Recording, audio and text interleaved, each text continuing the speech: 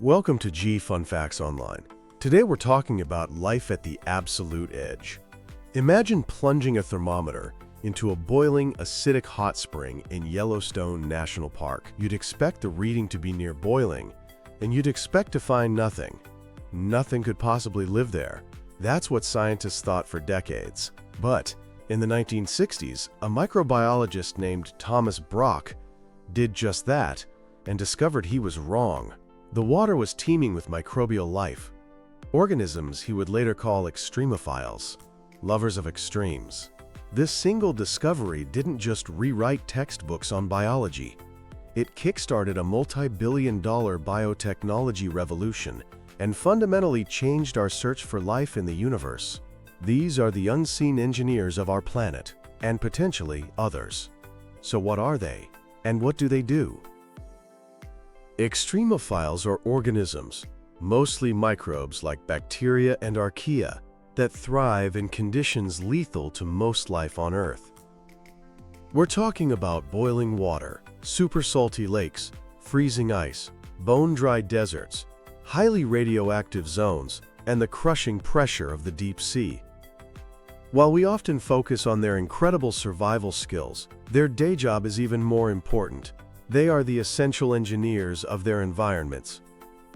In places where no plant can grow and no animal can survive, extremophiles run the whole show, driving the fundamental biogeochemical cycles that circulate essential elements. Take the carbon cycle. In the sunless abyss of the ocean floor, around hydrothermal vents spewing superheated water, you won't find photosynthesis. You'll find chemosynthesis. Chemoautotrophic extremophiles act as the primary producers, taking inorganic carbon and converting it into organic matter using chemical energy from compounds like hydrogen sulfide. They are the base of an entire food web, supporting bizarre communities of giant tube worms, clams, and crabs. They do the same with the nitrogen cycle. In hot springs or hypersaline soils, nitrogen-fixing bacteria provide the essential nutrients that support what little life can exist. They are also masters of the sulfur and iron cycles.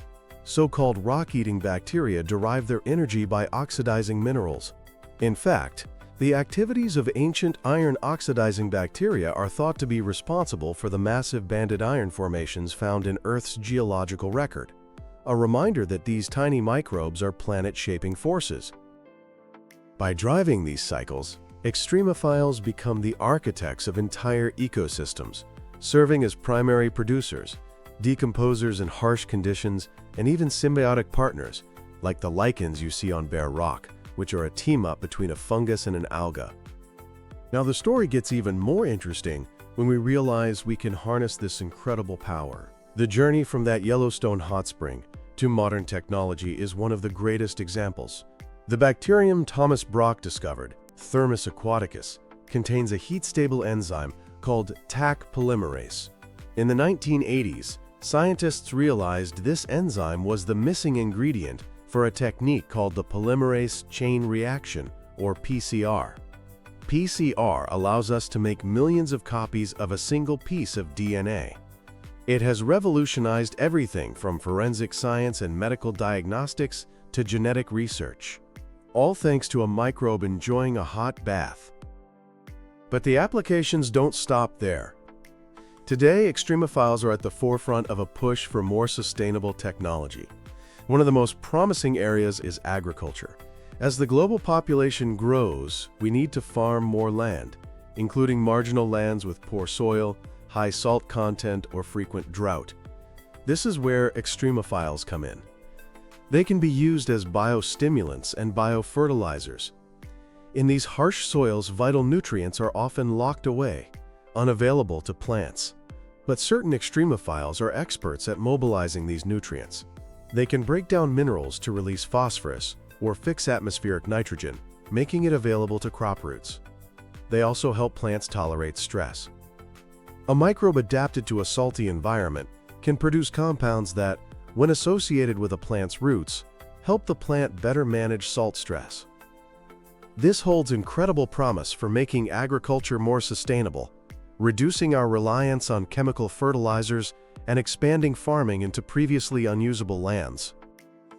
And we're only just beginning to tap this potential. For a long time, studying these microbes was incredibly difficult because we couldn't grow most of them in a lab. But modern techniques like metagenomics allow us to bypass that completely.